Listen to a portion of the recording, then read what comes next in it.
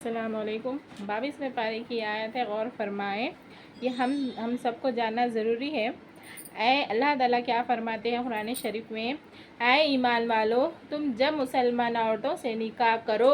اور پھر تم ان کو قبل ہاتھ لگائے کہ کسی اتفاق سے طلاق دے دو تو تمہاری ان پر کوئی عدت واجب نہیں۔ جس کو تم شمار کرنے لگو تو ان کو کچھ مال و متاع دے دو اور خوبی کے ساتھ ان کو رخصت کر دو۔ اے نبی صلی اللہ علیہ وسلم، ہم نے آپ کے لیے آپ کی یہ بیویاں جن کو آپ ان کے مہر دے چکے ہیں حلال کی ہیں، اور وہ عورتیں جو تمہاری مملوکہ ہے، جو اللہ تعالیٰ نے غنیمت میں آپ کو دلوا دی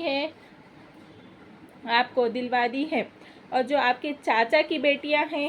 آپ کی پھپھو کی بیٹیاں ہیں، آپ کے ماموں کی بیٹیاں ہیں، خالوں کی بیٹیاں ہیں جنہوں نے آپ کے ساتھ ہجرت کی ہو، اس مسلمان عورتوں کو بھی جو بلا عوض اپنے پیغمبر کو دے دے، بشرطیہ کہ پیغمبر اس کو نکاح میں لانا چاہے۔ یہ سب